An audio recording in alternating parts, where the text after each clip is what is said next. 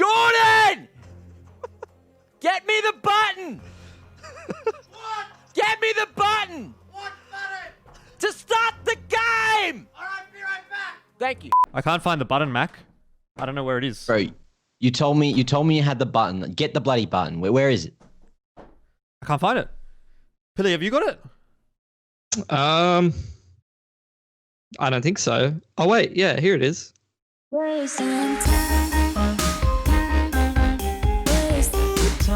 Okay, Pili, it's a good thing that you had that button. Otherwise, we might not have been able to start this episode. But things are starting a little bit differently today. First thing is, my camera looks like shit. And I do want to just point out, because I'm really mad about this, that I have a light, right? I've purchased or received a light that has an app that you need to turn the light on. And the app won't load. The app just continues to have the little spinning circle. And who thought it was a good idea to have a light that you couldn't turn on manually and you had to turn on through an app? I don't know what's going on there, but anyway. How are you guys doing? How are you doing, Pili? I'm doing good, not being held hostage by technology and artificial intelligence. So, you know, my life's going pretty well, Jordan. Yeah. I'm just turning my app on and off, and it's working perfectly fine. I don't know what's wrong with yours, man. Jeez. Well, maybe it's my phone. Maybe everything in my life's going wrong at the moment. I don't really know. Either way, this is Geographically Challenged, episode number 15, I think we are at now. Yes, we are. I always have to remember. You know, when you're a bit of an international esports superstar like me, you tend to forget the minor details. I don't know if you guys saw, but we are now an internationally recognized podcast on HLTV. It's fantastic news. So that was great. That's a big shout out. So thanks to HLTV for that. But let's get into the episode. There's a little bit to talk about because we did have a couple of weeks off. We've obviously most recently cast the ESL 1 Cologne tournament. We'll be doing that next week as well. Actually, when you're probably watching this video, ESL 1 Cologne for Asia and NA will probably be ongoing. But that was fun. But we have to go back in time a little bit further to think about what we do want to talk about. And the first topic for today is a bit of an interesting one, a bit of a controversial one. I don't even know if I wanted to talk about this, to be honest. Like, we sort of had a bit of a discussion prior to this. And actually, Mac, I think I'm kind of throwing you in the deep end here because I'm pretty sure you aren't even aware about this. Or yeah, not until I looked at the schedule. Yeah. I was like, I didn't even know that we were talking about this. But Pili at least knew. So I don't know if you guys don't want to like make much of an opinion on this. I think that's fair enough. Like, I personally don't want to say whether I think this happened or did not happen. I do just want to give the facts though. And at the moment, what I'm talking about, of course, is that currently one of the matches from DreamHack Summer Asia is being investigated by Betway, I believe, and probably a bunch of other betting sites as well. The only one that I'm 100% aware of though is Betway. So it's the match between Invictus Gaming and Global Esports, the second map, which was Inferno. Now, I believe it was you and me that were casting that one, Mac. But we could hear Pili out in the green room literally having a fucking good giggle about what was going on during that map. So, look. We even in to say, what's happening? What are your thoughts on this?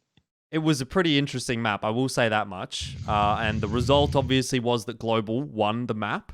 So that already sort of raises a few alarm bells. The fact that we went into that tournament saying that Global pretty much shouldn't do shit. And then, you know, they go up against Invictus, who admittedly, Invictus wasn't playing that well in DreamHack Summer. We will talk about all this, like all the results and stuff, this match-fixing sort of investigation aside. We just didn't think that Global would be able to do anything. So they did get this map, and, you know, what's been going on essentially is now, after the fact, a lot of the people who put a bet in on Betway have received a message which says, "This gaming question and the market are being investigated for irregularities. This bet will remain unsettled pending the outcome of the investigation by an external body. Please note that the investigation will probably be for a longer period, and if there should be such a significant change in the investigation status, we will provide a further update." As of yet, I don't believe there is a further update. As of yet, I don't believe any of the bets are settled, and I believe the investigation is still ongoing. And what has triggered a lot of suspicion around this is that one of the betting sites, not Betway, as far as I understand, but another one, has had the map 2 odds for map 2 change drastically just before we went into the second map. So the odds were 1.781 for Global and 1.97 for Invictus, which compared to other betting websites, the odds were about 1.03 to 1.11 for Invictus. So you can see there's a bit of a discrepancy going on there. It was also Invictus's map pick, so why are they the one that have the higher odd, like or the 1.9 odds versus the 1.7, especially considering they're supposed to be the better team. So there's a lot of sort of stuff going on into this. I don't know if you guys want to make a comment, or if you want to even say anything about this, but that's the situation at the moment. Look, I'll just say that even before we went into this tournament, I was just looking at it and I'm like, underdog team that's maybe not even a top 10 team in Asia going into a tournament with 3 Chinese teams. I was just watching every global game. I was like this. I was like, oh, let's just keep an eye on these games. Okay, let's see how these ones go. And when I was watching that map, exactly like you said, I was like, this is looking a bit fishy. And that's all I'm going to say about it. The way that they were playing is not conducive to how they usually play on Inferno. It's a map that they've beaten the best team in the region on. It's a map that they go to as their bastion of their home pick. And they were making some very, very rookie mistakes and very glaring errors up against a team they should be beating every day of the week. And that's even before you factor in the fact that you said, like, there was a massive odd shift. To me, you can't draw any conclusions. But the main thing I'm happy about is that betting websites are actually looking into this and actually investigating that, because that's the main thing. The way that people keep getting away with this kind of a thing is when people aren't punished for it regularly, when the regulatory bodies and the websites that do the betting don't actively look at this thing and actively investigate it, because even just the act of saying that you're investigating it, even if nothing comes of it, is a deterrent to some in itself. And I think that's a really good thing. Well, I think the interesting part about it is Invictus is actually sponsored by Betway as well. So if there's anything going on, like, yeah, that's pretty bad. That's just like going behind your sponsors back as well. And Tyloo and Vici are both sponsored by betting companies as well. Yep. I mean, a lot of companies in esports, a lot of teams in esports are sponsored by betting companies. By the way, I just want to put it out there that we're not saying that this was a match fix. We're not saying that Invictus threw this game or anything like that. I want to just say that this is simply exactly what's happening. The investigation is occurring. That much we know. From our perspective, the match was a surprise. That much I will say. I was surprised to see the result. But I wouldn't go so far as to say that there is definitely enough evidence to say that it was a throw. Look, not only that map, but then the next map. That was the concern. Right. Is that Invictus just do the biggest 180 in the world, lose the map to Global, which we feel like, wow, they shouldn't have done that. And then on Mirage, just fucking destroy them 16-2. Like, yeah, look, at the end of the day, it's our job to just watch the games and repeat what's happened and just say, exactly how it happened and what it was like from our perspective. But we're not the judge here. It's up to the regulatory bodies to investigate, gather evidence, and make decisions. It's just as the fans, as commentators, all we do is watch the games and just repeat what's happened. So if you can draw conclusions as you want. And speaking of which, when you talk about regulatory bodies, as far as I understand, this has also gone to the Esports Integrity Commission, ESIC. I don't actually know, how much influence they really have or what they're going to be able to do about it. But look. Someone's looking into it. The betting company's looking into it. ESIC's looking into it. And to be honest, again, like I said, I wasn't sure whether or not we should even really sort of talk about this on the podcast. But it is something that kind of impacts the Asian scene quite a lot. And I feel like there's an obligation now to do that since we have started to make this happen. It's very important to talk about it, I think, because it's important to normalize it. It's not okay to draw conclusions and stuff, but you have to start these conversations and you have to normalize, talking about this kind of thing and bring it into the limelight, because that's the best deterrent in and of itself. If it's in the forefront of people's minds, if it's something that's been actively looked at by the right people and investigated on the regular, and that hasn't been something that's happened very much in Counter-Strike, then that's going to be a good deterrent to a lot of people, not to everyone. And some people will still get away with it, no doubt, especially in the region that we operate in. But at least that's gonna do something. I will say as well that I have heard from a lot of players that have been tipped off, and a lot of people as well, because if they're friends with someone on their friends list, there is a way where you can see how the first round went. And apparently at that point, because you can bet on pistol rounds, They can see, oh, this team won the pistol round. Let's see if the bet's on, and then they can just quickly throw a bet on before it updates on the betting site, but it's already happened. So it's a really weird situation. And look, I'm just saying as well, stranger things have happened. I've seen some crazy games which I've gone, whoa, this is a bit suspicious, and then nothing's ever come of it. And then there was games like that that game with, I think it was Cheese Limited or whatever it was on ESEA, where people did get charged for it. And I'm pretty sure I casted that one as well, like back in the day. So if this is a situation that's similar to that, it won't be the first, fixed match that I've casted. So yeah, and actually for me as well, I casted Forsaken getting caught cheating as well on LAN. So that'd be two. The thing is, like you say, I cast a lot of games, and a lot of the time I'm like, wow, that's weird. But I never, you never really say anything about it because you never really hear anything about it. But this is the first time that I've actually sort of seen a few people sort of talking about it. So I wonder if it's going to end up leading into anything more. Obviously this is something that I would like to follow, and in future episodes, if there is an update to what happens here, I'll try to sort of bring up that as a discussion again. One thing that I was also interested about was what was the reception to this game in the Chinese community in particular, because obviously Invictus is the Chinese team.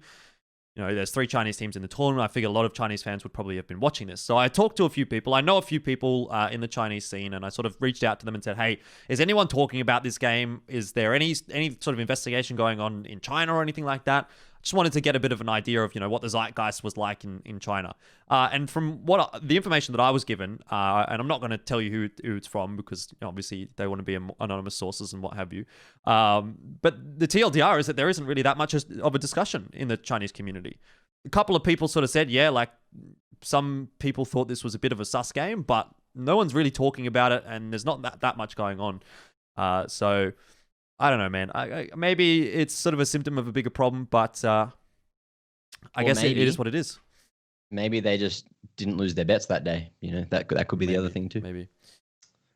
Yeah. Anyway, to be honest, personally, if I had to say, I would actually prefer this not to be a thing. If it wasn't a match fix, if it was just Invictus played like shit, I'd rather that, because if you go back and look at how, 2 years ago, what was coming for Asian Counter-Strike, where it was starting to really build up, and then HLTV takes their matches off and basically says like, well, there's too much sus shit going on, and the Asian scene sort of gets pushed back a couple years. If that happens again, right? Imagine that happens again, right? If this blows up and becomes, then fucking Chinese Counter-Strike's back to square one. Same with Asian Counter-Strike, and it's already getting wrecked by Valorant. If you're going to do it in Cologne, of all events, it was DreamHack Summer. You're going to do that in Cologne. Sorry, DreamHack. You're right. If you're going to do that in DreamHack, of all events, there's no fear at that point for you to get caught. You probably think you can get away with anything. Anyways, look, that's the situation. Be very interested to see what the follow-up is. I don't think there's too much more really to say about it, but if you want to get more info on it, I'd suggest, I guess, where I got a lot of the info and a lot of the screenshots and stuff was from the HLTV match thread of Global Invictus in DreamHack Summer. So have a look there, and maybe you can follow some of the traces, I guess, the breadcrumbs, so to speak. Let's move on to what will be one of the other main discussion points, of course, is DreamHack Summer itself. Now, there's a lot sort of to break down here, and I guess we'll start off with Global, even though we've already been talking about them a little bit, and Pilsky has already sort of alluded to what we thought about Global in that tournament. Maybe I'll get this one to you, Mac. And look, I mean, I know we went into this one, and you did this episode with us, the pre-show of DreamHack Summer. We pretty much said that we didn't expect them to do a whole lot, and to be fair, they didn't do a whole lot, although they did get a map off of Invictus, so maybe they did something. But either way, they really didn't seem to be at the same level of competition as the other three. At least that's what I thought.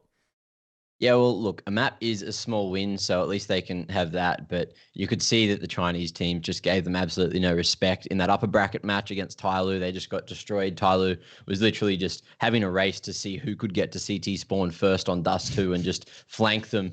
It was like the most disgusting gameplay I've ever seen from them, but also at least extremely entertaining given that it was a stomp. A lot of the time in stomps, it's very boring. But Global, as a team, they showed a lot of promise. You could see that they brought a lot of structure into their gameplay. Maybe, it didn't go as well for them because they weren't as sharp. They did make everyone play on a higher ping as well, being from India. So it made it a little bit difficult, but you could see there were times where they'd be able to play to their strengths, be able to play to at least the ping that they had, but it wasn't that different. Like Tyloo as well were happy just to completely wide swing them every single time. And yeah, look, so Global as a team do show promise. Should they have been at this tournament? I guess that's still up to debate. Of course, you have to have incentives for competitions, and coming from the ESL India Premiership, that needs to have a pathway to success. So unless we start to give teams opportunities, we don't know if they're going to be shit or good. That's really what it comes down to. Yeah, I think one thing that we maybe didn't mention on the last episode when we were talking about this was the reason, like the actual reason why they got the spot. I know we talked about it on the broadcast, but we were sort of thinking like, okay, they must have got the spot for being in being the number one in India. But why did that number one in India slot have the slot into DreamHack? Some of the reason for that was because of DreamHack Hyderabad being cancelled. I believe that slot normally goes to that DreamHack event. And obviously, there's no DreamHack event. It's very similar to what happened with ANZ Champs, where there was supposed to be an international slot from season 1. I think that's why Avant got the invite into DreamHack Spring. And obviously the same sort of a situation here for Global. They were supposed to have a slot into DreamHack Hyderabad. Instead, they get an invite into DreamHack Open Summer. To be honest, like I can understand, I think DreamHack, it's probably the best way to handle it. Like no one wins in this situation, but this is the one where the least people lose. And to be fair, there was also 2 slots as an open qualifier for the Asia region. So if you didn't qualify through, then like, I guess tough luck. It is what it is. Obviously, it wasn't the ideal top 4, but to be fair, Pilski, if I had to ask you who your fourth person is, or fourth team is in the Asia region, I think it's a pretty hard discussion to have, to be honest, because there's quite a few teams that probably could go into that mix. Yeah, like, I don't know. I don't really agree with you guys on this one. Like, you're sort of dancing around the issue, in my opinion. Like, is this DreamHack Hyderabad, I don't know how to say it, Indian DreamHack event 4-team tournament? Or more? I think it's a 4-team tournament, but it's Really? like, I think it's got international teams that are supposed to come to it. Hang on, let me have a look. Oh no, it's an 8-team tournament. Okay. Well, that changes things quite a lot, right? But Yeah. even so, if this Indian team was to make it to a DreamHack event, they should have to earn their way there. I'm not saying don't give them an advantage to try to get them there as an incentive for winning India Premiership, but it should have always just been a closed qualifier for that 4th slot in the tournament. They should never have been seeded into the main tournament. There's plenty of better teams there. I would have much rather have seen a Bren or something like that playing in that tournament, especially because them and some of the Thai teams consistently make it through the open qualifier, and none of these Indian teams ever do. I've seen so many open qualifiers these last 2 years. It's been the same result every time, and there's a reason for that. If they want to be a top team in Asia and they want to make it to these closed tournaments, they have to earn their way there, and you have to put on your training wheels and actually learn to play the game at the level to be at the top of the region. And the reason for that is because you need to be competitive in the main tournament. They, were given the spot, like obviously they're going to take it, but they were non-competitive because they never had to test the competition and improve enough to actually make it into the competition in the first place, which is why they were non-competitive. And look, all discussions from earlier aside, the one map victory that they did get, Invictus played horribly. So for me, I didn't really see anything that made me excited for Global. I much rather would have seen another Asian team there. And in my opinion, you're kind of denying another hardworking team who's placed better than you consistently and has been grinding for the last couple of years an opportunity that they more so deserve than you did.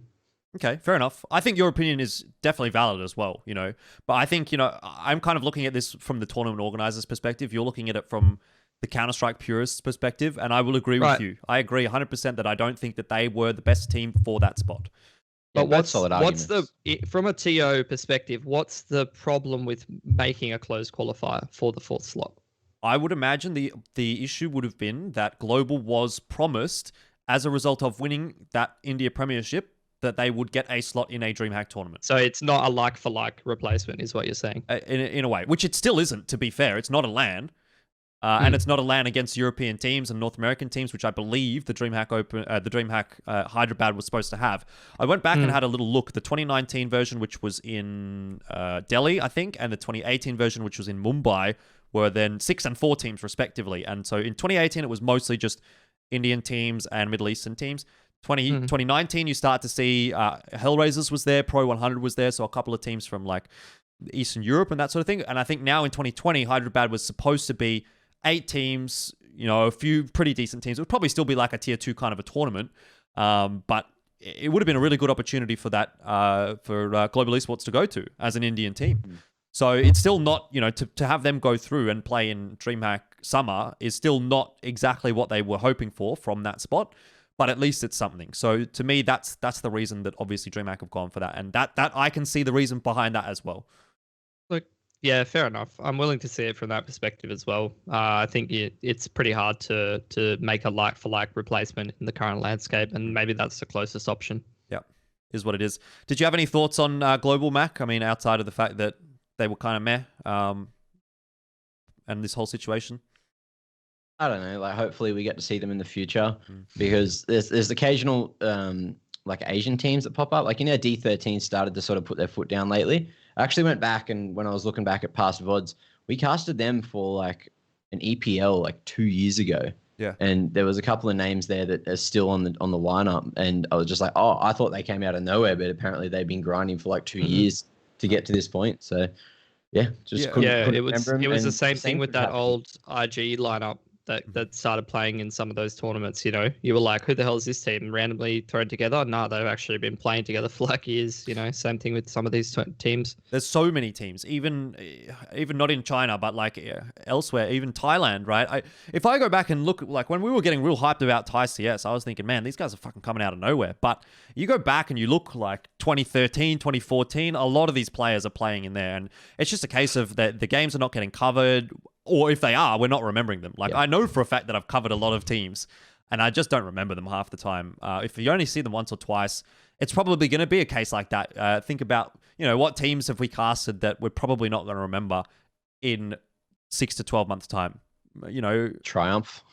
Murazrai, maybe, or like even Global, to be fair. Like, if we never cast another game of Global, we'll be like, oh, who was on that Global roster that was, and like, you might remember Deathmaker, probably. I remember Deathmaker, but that's about it. Anyways, we'll move on from Global. Yeah, I remember a couple of Indian players that kind of looked all right. Yeah. Oh, well, let's jump off the Global train and talk about some of these Chinese teams, because obviously we need to talk about Tyloo. They won again. Not a huge surprise, although that grand final, I think Vici probably should have won, to be fair. So, just again, it's just another one of those instances, Pilsky. You knew that this question was coming, mate. But what do you think about this match? Like, it's just the same fucking thing every single time, isn't it? Yeah, it's pretty interesting. Look, I don't know. I feel like I'm getting burnt out from Asian CS, to be honest, because I feel like I've watched this grand final so many times over, and because you have. I don't feel like I have, yeah, and I don't feel like my opinions really changed that much. I think the only thing that's changing is like what side of the bed some of the players woke up on that day, and that's about it. That's about all that's really shifting and changing that much. And I feel like, in the state of COVID, where it is just regionalized, I feel like it is kind of getting a little stale. Especially because we're not seeing some of these lower teams be able to actually have some opportunities into these. It's always 4-team competitions, man. Like, I want 8-team Asian competitions. That's what I want, because there's so many different regions that need representation, and there's a couple of teams that you want to see like actually put into the tournament. And I think at the peak of some of those regions, you could have seen a very competitive tournament where you did have 8 teams and from a mix of different nationalities. At the moment, I think a lot of those teams below the top 3 have sort of fallen off a little bit, but I'd still like these 4-team tournaments just feel so stale, man. I want to see some different teams actually get in there and have a crack, because Asia just feels like same old, same old. Like, regardless of the circumstances, regardless of how we got there, it's the same outcome. Yeah, would have been really nice actually if Cologne was an 8-team tournament. I think like for these DreamHack events, 4-team tournaments, they're okay. But for Cologne, which has, I think a fair amount of pedigree attached to it, for it to only be 4 teams from the Asia region maybe is a little bit disappointing. I guess given the fact that even, prior to that point, a couple of weeks earlier, we would have seen DreamHack Summer, which is 3 of the exact same teams. The only change is Beyond for Invictus, which in my mind is a good change, but I don't think it's going to make a difference at all to the whole competition. Beyond is still going to be the weakest team. They're just not going to be quite as weak as Global Esports was. So I kind of get where you're coming from, to be honest, Pilski. Mac, I don't know if you're quite as jaded as Pili and I are, because obviously we've been doing Asian Counter-Strike maybe a little bit longer than you have, even dating a bit further back. So is it still kind of fresh and exciting for you, or is it same old now? And I guess, this year we have seen how many grand finals between Tyloo and Vici. So you're probably at that point as well. Well, especially in the upper echelon of it, it's getting quite stale. A good way to put it, which especially is very, very prominent in Asian CS, I think it was MC tweeted yesterday, bring back the goddamn SG meta, because I'm so over having 5 people dead in the first 20 seconds of the round, and that just screams like Asian CS. You just got people rushing in trying to get map control, people rushing in trying to stop them from getting map control, and then there's 5 people fucking dead, and then you just watch this slow rotation of Asian Counter-Strike around the map for 1 minute and 35 seconds before they do something. Yeah. It's I saw some EU games that were a little bit more slow paced, like Mad Lions. I like watching them play a little bit, in Heroic as well. I just to be honest, I'm a bit cooked today, so I just remembered some of that grand final, and I just remembered that MP7 round. I just remembered that. All right, this is where we cut the video and we play the MP7 Can we please round. put the clip? He's got MP7 and armor at 14-14. There's no way you buy that. There's no way you buy that. A lot of typing in the chat. There's no way somebody wants MP7 and armor. They want to reset the round, don't they? They want to say, miss by, restart the round. They're going with it. He's they going to do use that? an MP7 armor I don't think they can. So. at 14-14 in a grand final. You know what, Pilski? It might just work. No, it won't. That's the devastation. If Vici loses to this. No, it won't. No way. Now slowly looking for a trade. He's gone for the MP7 over the Mac 10. Not that it makes too much of a difference, I dare say. And Vici are just chilling, man. They know they don't have to force anything. Man advantage, weaponry advantage. Oh, Kaze. No way. He's you can't given let that this one happen. away. No. way. Not in a round like this. Advent has to clutch 1-on-2. The He's done it MP7 before. The MP7's done it. No way. And maybe, Jordan, if you could even put the clip in of the interview where Jack admitted that it was a misbuy, and that they just rolled with it. What's going through somebody's head? Was it planned? Was it a misbuy? So honestly, it was misbuy because we called in timeout, and then because of the F1 button, and he forgot to disable his bind to F1, so the buy was accidental. But yeah, Vici had them dead to rights. That should never have even been Tyloo's map, to be honest. And then we moved on to Overpass, and it's that case of Vici's map pool. I don't know what the hell's happened to it. They're just getting pummeled on Overpass now. And if they can't close it, it's flipped on its head, right? Where it's it used to be, Tyloo, look, they got Inferno and Mirage, so they'll just 2-0 them, right? That's what's going to happen. But now it's Vici's the one who have to 2-0, otherwise they're going to lose 2-1 every time. And it's when did this happen? And the Vici are being able to win Mirage as well, which is they haven't won Mirage at all this year, pretty much against Tyloo. And then the last 2 times we see them play on Mirage, they actually beat them on it. So what the fuck's going on there? I don't know. Seems like they've just both swapped maps essentially. The real question is, where the fuck's Train? We've casted 3 weeks straight of Counter-Strike and I haven't seen a single map of Train. Yep. The teams that you think should be going to it just go, I don't know, they're gonna play in mind games or something, go, no, we're gonna pick this map and catch you guys off guard and hand their opponents another fucking map, and then all of a sudden, when we could have Train. Yeah, we talked about it. If it was Train, Vici might have had a better shot. Because the stats up to that point were Yeah. Well, even just based on the stats up to that point was they play Overpass versus this new Tyloo roster 3 times. They've been 16 single-digit by Tyloo every game. And Train, it's been a bit more back and forth. So, why didn't they go to that? They had the choice of Train or Overpass, and they chose Overpass. I don't know. This is the thing though, that I really like about the interviews, at least that we get with Tyloo, is we get an understanding of sometimes the thought process behind Tyloo. But you never get that with Vici because we never have an interview with Vici. They don't have someone that wants to talk to us or wants to talk to us in English, I guess, maybe. It's just the nature of the beast when you're doing Asian Counter-Strike. But it would be really interesting to get their input. I love that you second guess yourself because you're like, oh, nah, Tyloo's the best in the region. They wouldn't make a mistake like this. And then they're just like, yeah, look, it's bought an MP7, but we were like, screw it. We'll just rush them. And I don't know if I second guess myself, but I almost thought like, you know what? That seems like something Tyloo would just do. You know what I mean? It's not so much that I think, oh, they're so good they wouldn't make a mistake. It's more like, that's fucking brainless enough for them to try and see if they can make it work because why the fuck not? The best part was that they just completely reverted their decision within 10 seconds because you could hear the little bing from the admin while I was sitting in the green room. And I'm like, it's just like, admin. I'm just like, the fuck's going on? And then like within 5 seconds, it's just unpaused. So in that section of going like, oh shit, we misbought. Fuck it. Don't worry. All right, we're going to buy, boys. Like, that's it. That was the whole thing. Yeah. And they'd already typed admin in that 10 seconds. It was just like whatever. Well, they can't actually reset it. We found out later. Like even if they did, you know, you can't actually misbuy and then say we want to change it. So that was not an option for them. Which maybe they figured that out. Maybe they're like, oh yeah, we can't actually do that because in reality, what tournament can you actually reset after you misbuy? Like I think that's just a blanket rule, pretty much. I swear I've seen it, but maybe it's like I've seen it definitely, but I think. Even if it probably would have been a case of like it might have been in the rule book, but admin discretion was just like, yeah, look, whatever.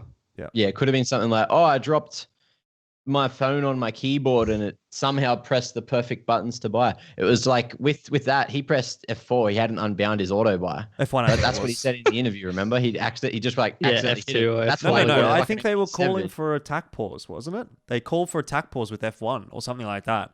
And he hadn't unbound F1. I think that's what Jack said. We will, for anyone that's actually watching this, they will have actually seen what the interview clip was if I put it in. So they'll know better than us by this stage.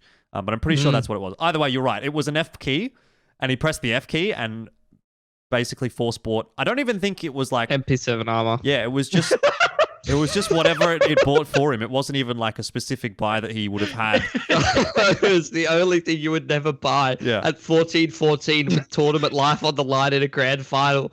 Instantly buys MP7 armor 4 seconds in, and I'm just looking at it. The rest of his team hasn't bought. I'm like, I'm not sure about that. To be honest, if I was going to buy MP7 armor, I would have let the whole buy time clock run down. I'm like, is this really what I want to do? And I would have been like, no. Yeah, no. You would have just been like, I'll just get a deagle. I'll just get a deagle instead. Oh, shit. Anyway, that was look, to be honest, that it worked. So whatever, Tyloo, it just, I don't even know. Like maybe that just mental boomed Vici, right? They've got the tournament on the silver platter. They know Tyloo has got no money. They know it's 14-14. We win this round. We win the tournament. Well, even more than that, Jordan. If you remember the situation, it was 3-on-2. Summer had an AK. And they had to get the bomb down. And 2 of the Vici players peeked one at a time into Summer. He killed them both and then got traded back and then slowly picked up the MP7 and won the 1-on-1. Yeah. And it's like even that 3-on-2. Like forget the force buy, forget everything else. It should never have happened. Yeah. They just peaked individually. And that's just classic Vici under pressure, man, against Tyloo. They just do uncharacteristic mistakes that you'd never see against another team. Yeah. Mental boom indeed. Either way, Tyloo won. Who's really surprised at this point? Vici came second. Cool. Orban had a pretty good tournament. That's good news, I guess, going into ESL1 Cologne, if he can keep that up, to be honest. This was the best Vici that I thought we've seen since the start of the year. Like, they had Kaze, they had Jamyoung, both putting in good, solid performances most of the time. And Orban was kind of popping off as well. I think this was his best form of 2020. Zoking was up and down, but to be fair, you expect that from Zoking, and he's the entry fragger most of the time, so he does take that sort of bitch role. So, I mean, I guess Advent didn't do much, but who cares? So this was kind of like the perfect scenario for Vici, and yet they still couldn't get over the line against Tyloo. So I don't know. You say you're still you're getting a bit bored of this matchup, but I actually still look forward to it. When we get this grand final in ESL1 Cologne, I'll be looking forward to it. I'll enjoy that game, I think. At least if Vici can contest it. I think the most exciting thing at the moment about watching Vici is that every time you've just got Mitch going, oh, and they bought Galil's shit. And then I'm just watching, oh, they bought Galil's. Let's see what happens here. And then they run in, get 2 kills through fucking smokes. And you're like, great weapon. Look at that. Yep. I mean, yeah. Well, we'll see. Like, I feel like Jordan's entire like monologue there, you could probably just copy paste like Zoking into Orban, and it's like, oh, Orban plays all the bit trolls anyway, so it's not surprising he had a bad performance. But Zoking had a really good tournament, best tournament of the year actually. It's like fucking man, like you just need consistent performers across the board, and we need to sort this map pool. And yeah, Vici can probably give him a fair crack next time if they can unmental boom and just take a step back and be like, yeah, look, if we don't individually peak in a 3-on-2, we should have closed that game. Yeah, and it would have been a 3-0. Technically a 3-1, but a 3-0 over Tyloo. Yeah. Well, after they've lost 6 maps in a row. So it's not like it's impossible. That's the thing for me. It's like, when is it going to happen? But we're so fucked in the head, Jordan, that even at 14-14, we were like, in a 3-on-2, we were like, we're waiting. We're like, I don't know if until I see 16 on the scoreboard, no. I've seen this movie and I know how it ends, and I don't like it. It's like they just completely rehashed the same sequel time and time again, and then just moved the ending. It's Transformers. It's literally Transformers. But like the Transformer is Advent has his fucking brain, and then sometimes his leg and he's got 2 big fucking muscles, and sometimes it's Jamyoung and Kaze, and sometimes it's Orman and Zoking, and then sometimes the arms just fucking fall off. Just malfunctions and he fucking falls over. Anyway. That's a good spot to end things, I think, for the DreamHack Summer Asia discussion. Look, good tournament again. Didn't mind it. Hopefully there's another DreamHack before the end of the year, because I'm actually not sure that there's that much going on toward the end of the year. I know ESL Pro League Season 12, there's some sort of Asia component with that, which we will probably talk about in some upcoming episode, but that's not for a little while. If there's no ANZ Champs, again, don't know what's happening with the rest of the year for ANZ Champs, don't know what's happening the rest of the year for DreamHack. Don't know if the Mage is going to happen. So who knows what the fuck's happening in Asia. We know Extreme Sign's not happening. So that's unfortunate. Anyway, let's talk about ANZ Champs. We just saw the season finals this weekend. And Renegades won. Big surprise. Dexter's first victory in ANZ Champs. So that's taken a little while. But there you go. I don't know that Renegades is necessarily the biggest discussion topic, unless you guys want to actually touch on their form, because it seemed like they came into this one and basically just decided to fucking shit on everyone. Like, well, the thing that summed it up as well was in that last interview where he's like, yeah, glad we got that over in 3 maps. The boys were starting to make some weird noises in the server. And I was just like, yeah, right. They were not taking that seriously at all. Like, they were just completely shitting on Rooster. To be fair, how seriously would you take that grand final if you're Renegades and you're playing against Rooster when, you know, in reality, you would have probably been expecting to face Order or Avant. Well, I mean, you faced Avant in the semi, so you're probably expecting to face Order. I think Rooster came in as like, they were like they're beyond in that situation. It's like, well, we need a 4th team, but they're not really up to scratch with the other 2. Although, obviously, as we know, they did beat Order. So that's probably the bigger discussion to be had here, Pilski. Do you read much into that result? Because Tux obviously played for Ustillo. So I don't know that you can really say that like result matters all that much. I feel like I'm just being a fucking massive whinger. Like I'm just being a pessimist on this episode because, again, I'm going to go for it. You go for it. This was like the shittest Champs finals in quite a while. Like, in my mind, here's what happened, okay? Rooster beat Order with a stand-in who played very, very averagely, and I don't think it had very much to do with Tux standing in. Like, it might have.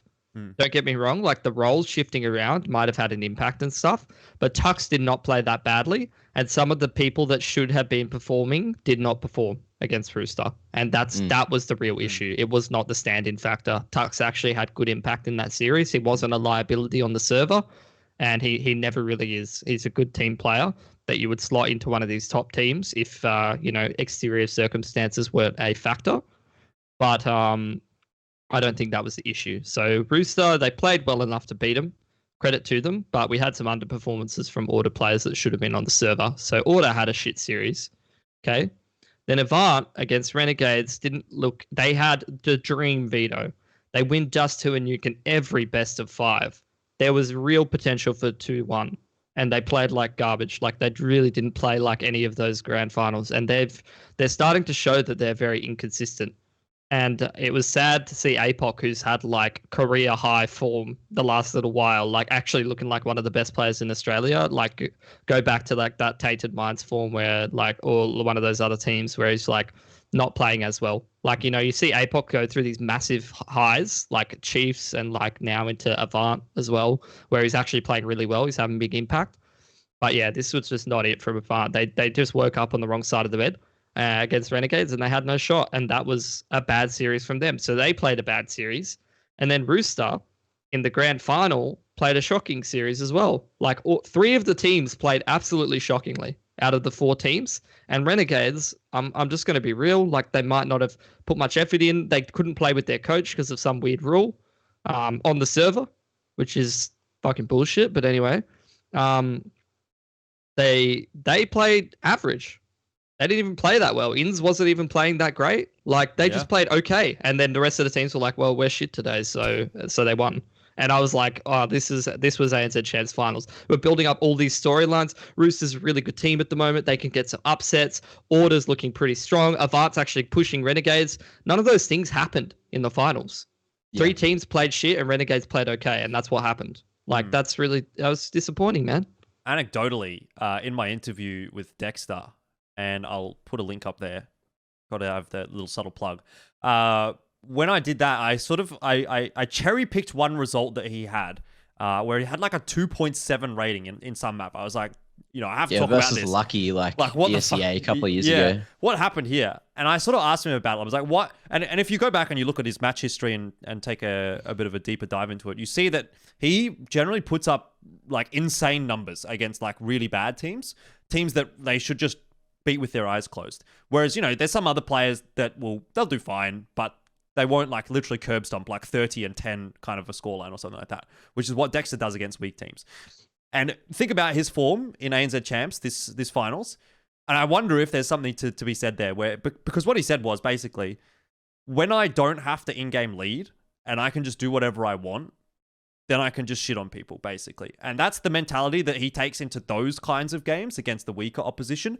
But I almost feel like, that's the kind of thing that we could have seen in this finals, particularly against, the teams that Renegades played against. The fights that he was winning, unbelievable. I don't even know what I was looking at half the time. So maybe he just turned the brain off and just decided, I'm going to frag, and like, it was just too easy for Renegades. That's what it seemed like to me. That's what it was, really. I don't think you can really change or say too much more about it. Like, it was good to see some vintage Dexter coming through and putting on some massive highlight clips. A couple of the Renegades players doing just that. We might have seen a bit more Ince in there as well if he wasn't having the technical issues. If he managed to get that new computer, it was weird. I didn't even know that there was like multiple different clients that the players have to use for ESEA, but apparently they have to use this one that's not as good as the ones the pros use.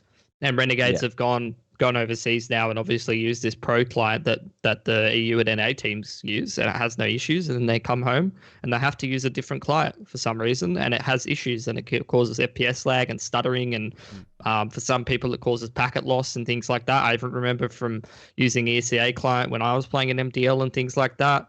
You would just randomly, like, no issues, totally fine. And then you join a certain server, you're playing with loss, or like your net graph's red, or you just randomly have uncharacteristic FPS problems. It's frustrating, man. Yeah, right. Well, the other thing we found out as well is all these teams have already got access to that client as well. So there was no real reason why they couldn't use it other than it not being, I guess, approved for the tournament. Like, I don't know the specifics of it. But look, that's another issue on its own. However, look, Chris, he's playing absolutely crazy right now again, which is what you wanted to see. I remember in all the international tournaments before Renegades obviously weren't allowed to go overseas, all eyes were on Dexter because he was having those crazy performances, the crazy plays with the Deagles, just pulling out some sneaky stuff. A lot of the time, though, it was revolved around like him, like maybe just going in a smoke when he'd expect a smoke push coming towards him, and then he'd be able to duck out behind them, be able to like just get some crazy timing, and then just have nerves of steel to put on a clutch play. But look, we didn't get to see that for a while. He's starting to do that again now. So hopefully he can stay in this form. But again, it all just comes down to like how much better can Renegades get against the opponents that they're playing at the moment. I was just trying to look at the stats for that event to see who actually ended up top rating and stuff like that. I think it would have been Dexter, but it seems like the stats on HLTV are actually combined with the regular season. Dexter did end up managing to top that season, 1.33. Yeah. Ustilo, interestingly enough, was the second place player for Order, so that's a bit of a loss, basically, based on how his form has been going into that tournament, I guess. Yeah. It's crazy though. You know, everyone was talking about Ins, and he ends up being third. So there you go. Anecdotal, not really that big of a deal, but just something interesting to think about. I guess. Yeah, well, he did pump it up. Chris got in the grand final 1.48, 1.15, 1.82 rating. Yeah. 1.05, 1.68, 1.35, 1.21. Like you can keep reading them off, but he's just getting like really high numbers throughout the finals at least, which might have shot him over the top of Ustillo there, and might have even shot him over the top of Ints, depending on how Ints could have performed. You know. Yeah. Either way, disregard, I guess, really that season finals, because Renegades really had an easy time of it. To be fair, you know, that core or where that roster has come from has never actually won an ANZ Champs final. So nice to see that at least. That one's in the trophy cabinet now. We'll move on to the viewer questions for this week. And there's a couple of them. A couple of pretty good ones here. This first one is a bit of a difficult one, I think, for us to answer. But Murazrai is a regular viewer, so we'll give it our best crack. And I think it's fairly similar to some of his previous questions. Now, there's a lot of context to it prior. I'm not going to read all of the context, but he's talking basically about Japanese Counter-Strike again. And he says, what does CRNB need to do if they don't want to suffer the same fate that befalls Absolute and Ignis, which would be moving to Valorant, I assume? Now, I've got to be honest with you guys. I don't even know who CRNB is. Like, I don't know who's on that team. And I don't think that there is a way that they can avoid that same fate. So that to be honest, is my answer. Now, that's a very surface level kind of a thing. But I think it's going to be so difficult for a Japanese Counter-Strike team to do anything when there's absolutely no scene there at all. They're not being able to play in these qualifiers. They're not making it into... Like, if they were in the open qualifiers, which I don't see them in any of the open qualifiers when I take a quick look, they're not being able to make them through to the closed qualifier. So, like, what do you do? I think that the fate of moving to Valorant is probably not a bad thing in this case. I think there's a lot more support over there. That's probably where they should try their hand. If they want to become a good CS team, they have to do it the same way as everyone else does. They have to practice a lot. They have to play some of the other Asian teams and actually try their hand in some of these open qualifiers. And then they have to dedicate a lot of time and improve. But the problem is that, especially nowadays, it was different before when, you know, you didn't have as much sponsorship and support and things like that. Nowadays, everyone, you know, a lot of the time they let whether they're sponsored or not cloud how dedicated they are to the game. And if that's the way that these kind of teams are thinking, they're never going to make it because they're not going to get that support in CS, especially in Japan. The only thing that I could maybe think to say, like, positively for this team, if they were to continue in Counter-Strike, is that there probably isn't that much domestic competition for them. And that would mean qualifying for things like Extremesland, if Extremesland comes back in 2021, should be fairly straightforward. Because there are some tournaments where you qualify just directly from being the best in your country. So that's the best option, I guess, is to try and do that. Then qualify for these bigger sort of domestic international tournaments, if you understand my meaning. International Asian tournaments, but just regionalized Asian tournaments. And use that as the launching platform. But my 2 cents is that, yeah, I think that, like exactly what Pili says, it's probably a lost cause, almost. Anyways, do you have any 2 cents there, Mac, or should we move on to the next? Not really. Look, I like Valorant, but obviously, you know, I feel like Valorant's just in this weird spot where, because, you know, every esport is in this weird spot where it's going to be domestically locked for until the foreseeable future. And I don't know, it feels like there's just so many tournaments, but even though the updates are coming out pretty consistently, it just feels like everyone wants everything to happen right here, right now, because everyone's at home and has the time to put into what they want to do. So I don't know, you just have to fucking wait it out and hope that you make the right gamble. You know, isn't that what we've been doing for the last couple of years, couple of decades, you know, just trying to gamble on things that we feel like could happen, and then they either do or they don't, and Gambling you just on can't really esports. make a read on it. That's it. Not wise to go all in, but yeah, you do put a lot of stock in it. I almost feel like for a Japanese team at this point, you're probably better off trying to become really good at Valorant, because at the end of the day, if you're in the Japanese scene, Like, you're probably going to improve more as a team and more mechanically from playing Valorant against the best in Japan who are actually looking pretty decent at the game than you will trying to go hard on CS. And then even if after you play Valorant for a while, you move back to CS, that level of competition and just being pushed by your peers and being pushed to improve and actually maybe having some support might actually put you in a better spot for a game that's similar in some ways in terms of mechanics, and you need all that team play and stuff. I would almost bet that might even be a better move, to be honest. It's a good perspective. Can I just say, though, like, in the context of Valorant, you know, everyone is really, really hyped about Absolute.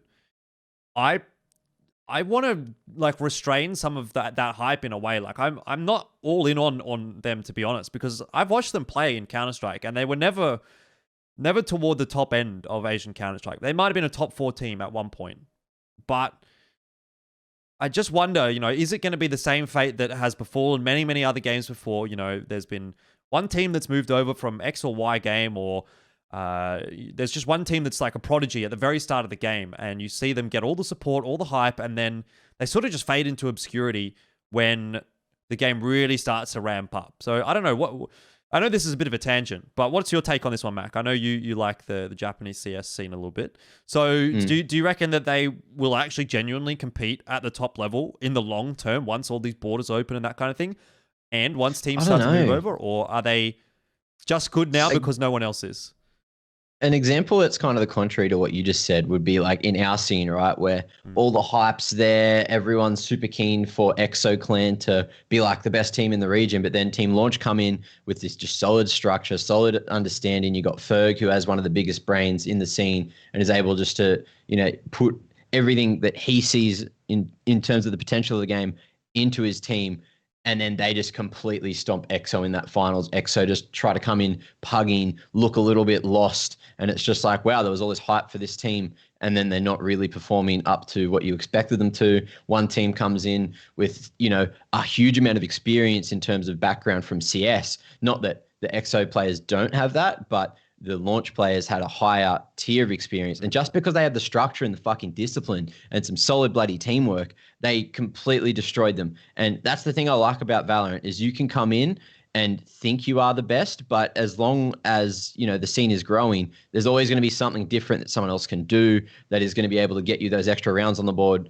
And if you look at this internationally, it's like everyone's going, wow, TSM, wow, you know, is it I think it's G2, which is like the European superstars at the moment.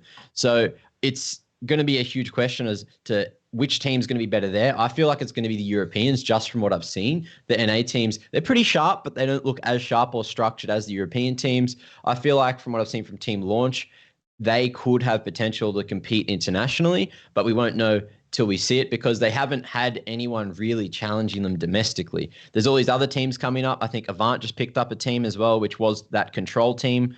Cool, that's a great pickup. They're looking pretty all right, but in terms of competitively, like, yeah, they're competing at the top of the scene, but would they have any chance internationally? Fuck no, not from what I've seen. Like it's so hard to make opinions off of that just from watching all these teams playing in the domestic competitions. But these Asian teams, yeah, they might come in sharp, but Asian teams aren't fucking known for their structure, and that's where they're going to get shut down.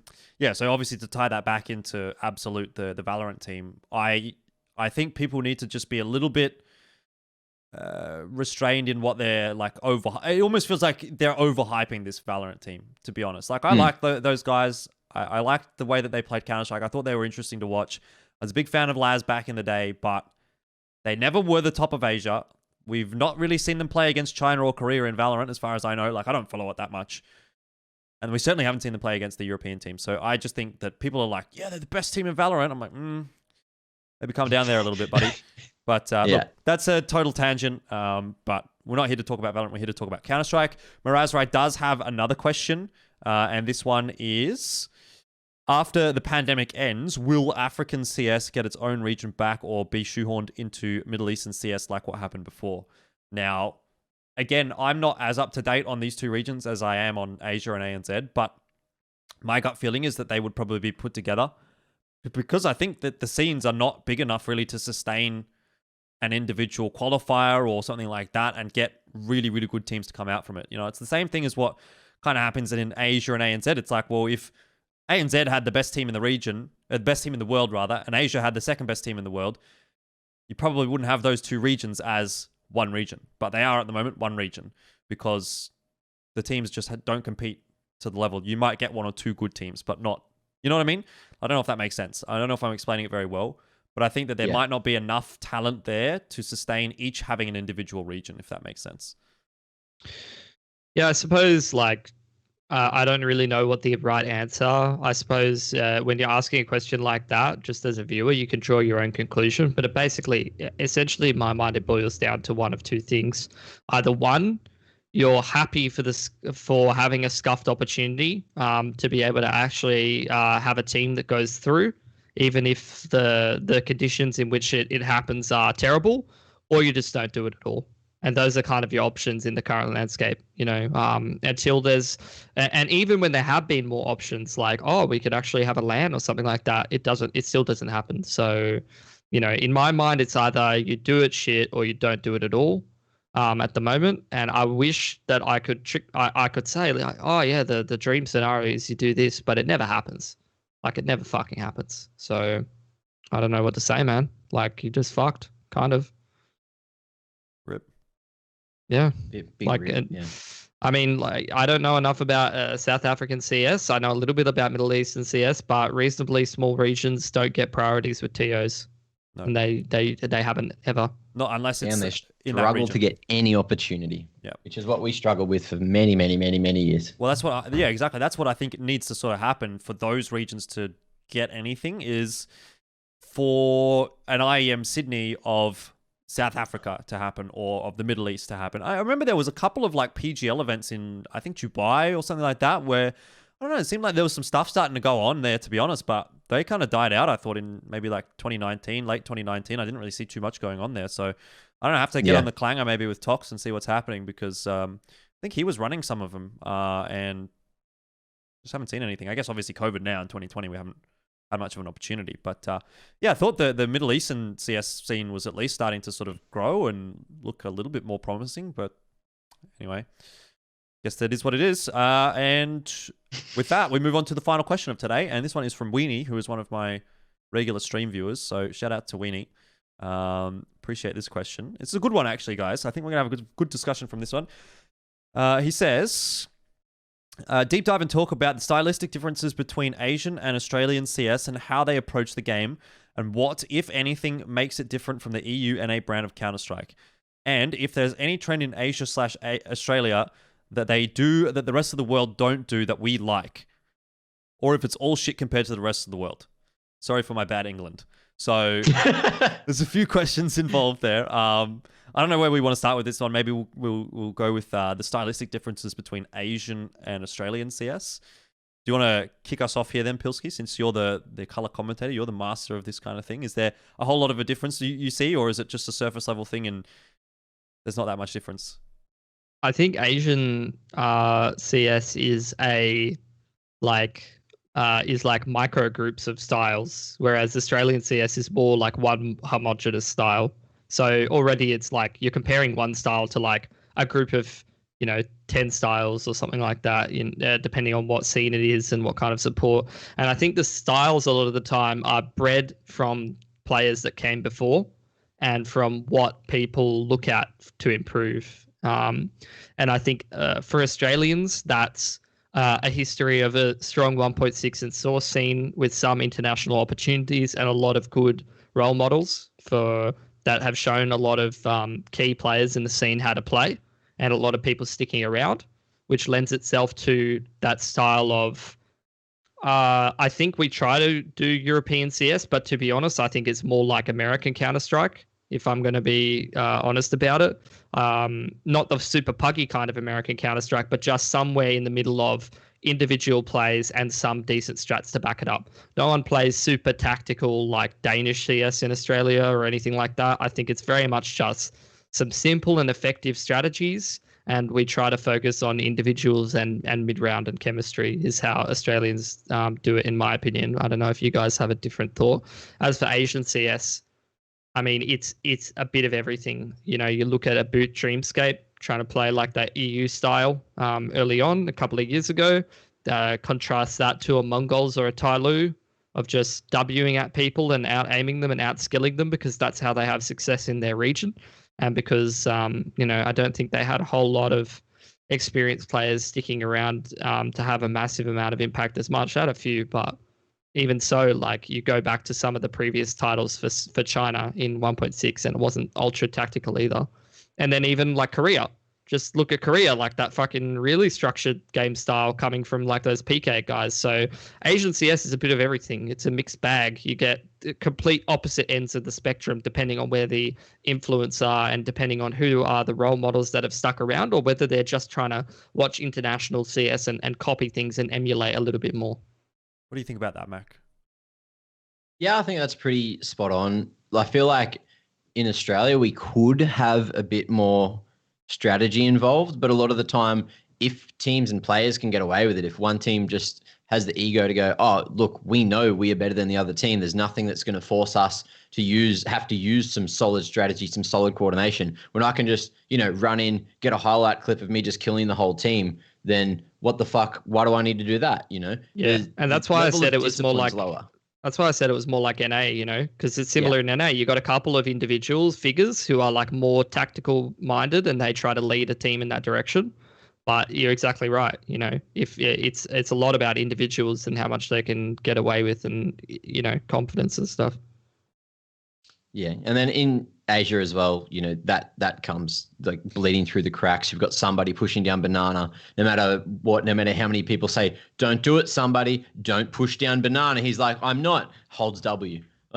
I swear I'm not. Look, I'm just at the bottom of banana. I'm going to push through this smoke and see if I can get the perfect timing. Oh, look, I got a 3K. Oh, it worked, guys. Are you angry? No, we're not angry. But look, it's the fact that there's no one that can leash some of these players, but they're good enough that they make it work.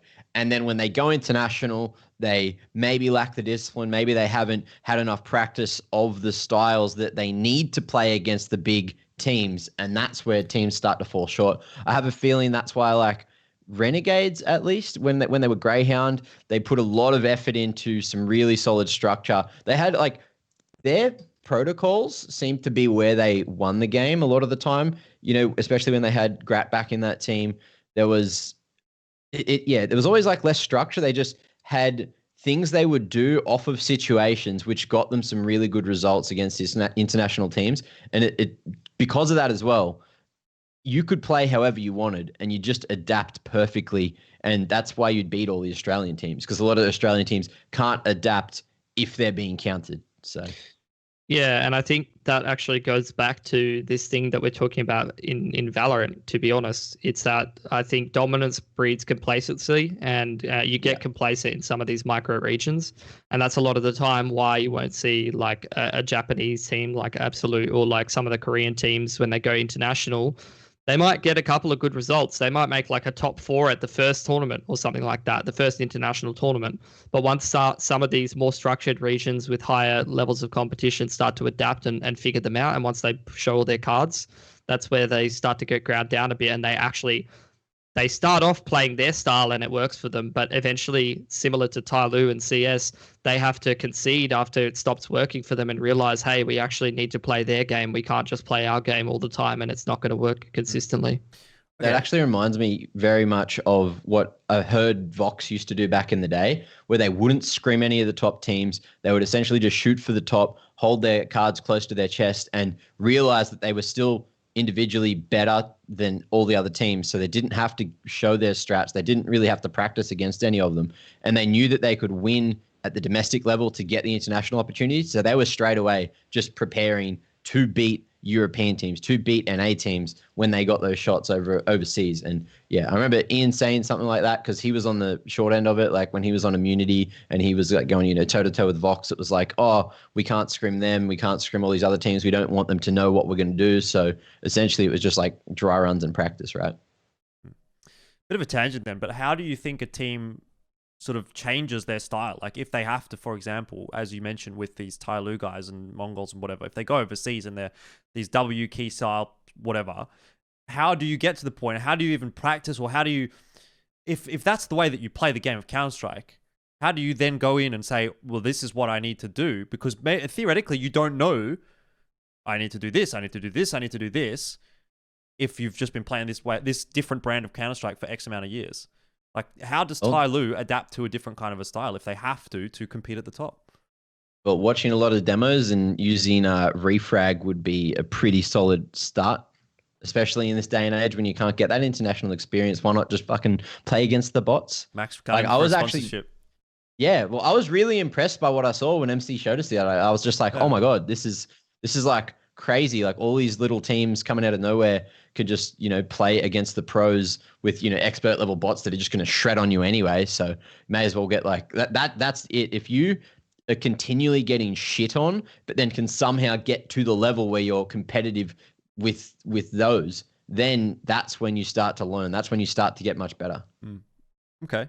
We'll go into the second part of the question then here as well. And that is if there was any trend in Australia or Asia that we see that the rest of the world don't do. And obviously that is related to Counter-Strike. So it's a pretty interesting one. I generally feel like, and this is more so across all esports titles, not just Counter-Strike, but I feel like Australia, as a general rule, is more of a follower than a region that tends to innovate, sort of thing. Because trendsetter. Yeah, that's the word I was looking for. Because a lot of the time, the issue with Australian teams is that they aren't salaried, or if they are salaried, they don't have as much of a time or resources or what have you to dedicate to the game as other regions.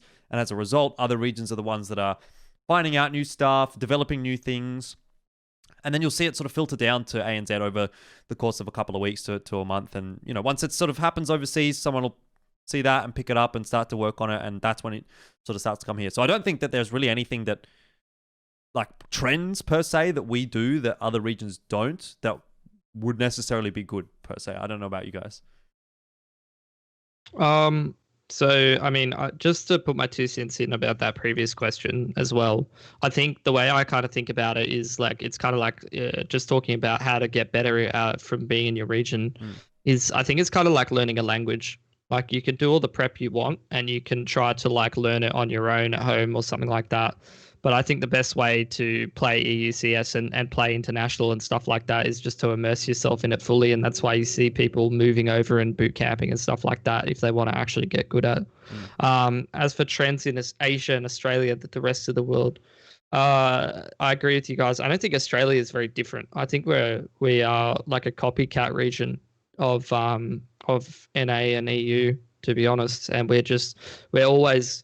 I mean, it's ironically enough, we're ahead in terms of time, but like in theory, we're behind. Like, it's always the next day we're picking up on whatever's happened, the next tournament, the next day we're looking at some results and stuff like that, and then that was a cool strat from that game. I'm watching the VOD of it rather than watching it live, unless I'm up 4 a.m. every day and stuff like that, like I used to be.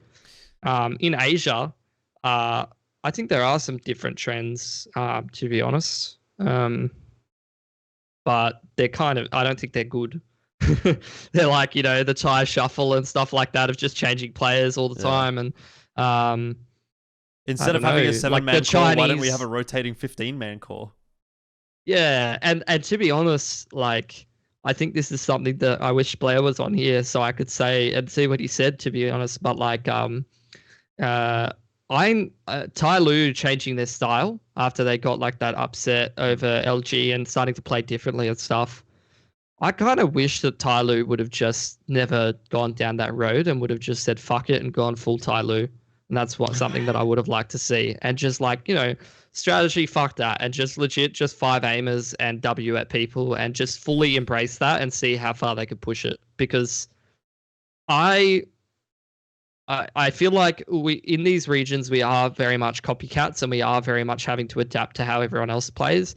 And I really wish that some of these Asian teams would have had a better opportunity and more time and more opportunity to break the game a little bit and not just be like everybody else and just play some fucking ridiculous style where you don't even care about man advantages. You don't even care about utility. You don't care about how you're meant to play Counter-Strike and just see how far they could take it. That's what I would have really liked to see. A good example of that would be like Furio. When Furio was on the come up, they would just be so sharp, just fucking run at people, but then still have some form of strategy where it's like, cool, well, I'm going to run out on this side of the map, you're going to run out on that side of the map, but they still have some sick set utility that allows them to do those aggressive strategies. Yep. And you don't see a lot of that from many other teams at all, even now. Yep, that's something that I've thought about. I've drawn that exact same comparison when thinking about Furia as well, just with how they use art and the style that they play. And it's not a bad style of CS or like in the way that we think about CS, it might be a bad style of CS or something like that. But they play through the lens of how they want to be playing, and they just focus on themselves, and they just see how much they can get away with and how much they can bend the game to their will and play like that. And I feel like Furia actually followed through on that and made something of that and actually became a very good team, and they're still on the upward trend. Whereas I feel like the Asian teams like Tyloo, you know, they lost 1 or 2 games and they were like, maybe we need to, do this better, or like, we need to play like a European team, and they had those internal arguments. Whereas Furia, I mean, just the other day, we fucking casted a nuke game where Furia just ran outdoor every round on T side and got punished by Chaos. And they say, maybe we should do something different. Oh, maybe we should throw outside smokes and do a proper execute and try something different. No, they fucking kept running outdoor and kept dying until they fucking lost the game. And then when they lost the game, they're like, yeah, we lost. And then they did the exact same thing on Inferno. Then they did the exact same thing the next map. And then the next series, they did the exact same fucking thing. And they just fucking go for it. And that's what I wish some of these Asian teams would do. Yeah, fair enough. One thing to sort of go back on, very similar to obviously the topic. One thing that I sort of felt was the biggest indication of why the region is sort of a copycat region was, if you remember when Astralis started really using HE nades. Like, you remember, you go back 2 years, like no one was using HE nades in Counter-Strike. But once Astralis started using HE nades, it started using them well. Like it was, now everyone's fucking using HE grenades in ANZ Counter-Strike, and even to an extent a little bit in Asia. So to me that was kind of the moment where I was like, oh yeah, it's just a thing in Counter-Strike as well, not just in like LoL and whatever else other fucking games that I used to cast. Anyway, I think that's pretty much the end of the episode, unless you have any 2 cents that you want to throw in at the end here, Mac, because you obviously had a bit of thinking time. Yeah, I guess all I want to say to add to the episode is, fuck, we've had some banger player interviews lately. Players seem to be talking a lot more. They've been sick. Yep, definitely. All right. Well, I agree. I hope to see some more player interviews. I'd love to get more out of the Asian region in particular, because the Asian region is so mysterious, and we don't understand the inner workings of it. But it's quite difficult with the language barrier. Anyway, we'll go into final thoughts, shout-outs, whatever, because that is the end of episode 15 of Geographically Challenged. We've made it. Big 1-5. So, Pilsky, what's your take, and what do you want to say? I'm happy for the opportunities that we've had of late. I know COVID's been tough, but it's good that some of that remote broadcasting has been outsourced to us a little bit. I think it's rough with our time zone that I wish I could have done a better job than we did. We did okay, but I know that we could have done better on some of those broadcasts, and I think we all feel like that. And I hope that we get the opportunity to prove that we can do a decent job, and we can keep doing this stuff even just outside of Asian CS. It's nice to watch some premier teams and really reflect on it and compare and contrast. I definitely will agree with you there. Like it was kind of a wow moment for me, because like I don't really watch a lot of EU and North American Counter-Strike, and to be honest, even when I do watch Counter-Strike without casting it, I feel like I don't take it in as well as I do when I am casting it. So to be able to cast that Counter-Strike again, you know, everyone talks about differences between EU and NA and Asia and stuff, and how Asia and ANZ are so shit and whatever. But like casting those games, I was like, yeah, okay. Like, I get it again, you know? Yeah. And like, I really like doing it because I try to be more of that color role, and it feels like I'm just back in 2014, just in a demo, like looking at this cool strat again and being like, wow, this guy's doing this very specific thing, and I can see all the pieces coming together. And it really gives me a good appreciation for the game to watch that, rather than just watch a Tyloo Vici grand final for the 5th time this year. And it's not that I don't enjoy that, but once you've seen 5 of them or whatever, you know, you eventually it does start to wear you down a little bit. Too much of a good thing. Yeah. Too many, what is it, rainbow paddle pops. Sometimes you just want the caramel paddle pop, even though they're the exact same thing. What about you, Mac? What's your final thoughts? What paddle pop do you like? I was a big fan of the chalky paddle pops, I think. No, there was this one that was like, it was a caramel one, and then it had... the caramel chocolate one. Like, was it? And it was another caramel flavored one, but it was like white with the little chocolate bits in it. Okay. You remember that one? Nah. It was it Some looked kind like of special edition. Yeah, it looked like it was all these little bits of dirt in it, but it was chocolate. I don't Oh. know. So it was beautiful. It was really beautiful. Anyway, yeah, Just again, dropped big his paddle shout out. pop in the dirt in the gong. That's There what we Mum's go. like, no, it's fine, just wash it off. Yeah, beautiful. Anyway, yeah, a big month so far, and we've got another big week coming up. But yeah, very, very happy. Again, just on that point, like you completely forget how good Counter-Strike can be until you start to watch a couple of these teams from the European region. Like even just the fact that we went into that thinking, oh, Sprout and Big, oh yeah, Sprout have a chance here. And then there's fucking, it's still going in the upper bracket. They might have lost last night. I didn't see. But they have just been like turning so many heads right now. People are just like, wow, what's this style of Counter-Strike coming out? But again, just another German team that's just doing real big Polish. work for the scene. Sorry, Pili. Predominantly German and a couple of Poles in there too. Doing some really, really good job in the scene to turn some heads and just playing, whatever the hell they want. Astralis with a 7-man lineup as well, able just to completely change their strategy from game to game depending on what lineup they want to play, which is cool. That's the kind of Counter-Strike I want to see the world moving to as we go forward, but obviously you've got to have a level of investment in it so you can have 7-player teams, because that's obviously going to cost like two people extra per team. But so that's actually like back in the day where when Gfinity first started up in Oz, when you had the 10-man rosters, I was like, oh, this is interesting. They could just fucking left field, like these guys are playing today, these guys are playing today. And I was fully invested in that. But then everyone I brought that idea to was like, fucking stupid. Nah, Bro, I was on Chiefs. I never got to play a game. I'm like talking. I was like, yeah, we're probably going to play you most of the games actually, and then never played a game, not once. Yeah. So cool 7-man rosters, bro. It was Full 7-man rosters. I don't know. I mean, again, like obviously at the time I was sort of a bit biased against GFin because I was ESL, but Of course, everyone was. Everyone hated the idea. The concept was interesting, but I think the execution didn't quite work out the way that it could have. But if it did, could have been something. Either way, that was a much longer final thoughts than I really expected to get. We've never had one that long. Normally people are like, oh, fucking hire us, cunts, and then we're done. That's a shout out. I will Bleh. say that though. Yes, please hire us, cunts. Thank you. Thank you. Yeah. And you can follow Pilsky and Mac at their Twitter handles, of course, PilskyCast and MacMate_ right there on the graphic. Make sure to support them because they don't get anything out of this. They don't get paid. Neither do I. But at least I get some people watching my channel. So there's that. But these guys get literally fucking nothing. Speaking of, if you would like to pay something for this, there is a Patreon, patreon.com/Elfishguy. And feel free to support if you are so inclined. Or you could just follow me on Twitter. I would appreciate that as well. Either way, that's the end of episode 15. So thank you very much for watching. Give us your questions for next week.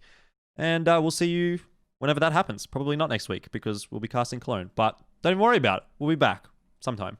Wasting time. Wasting time.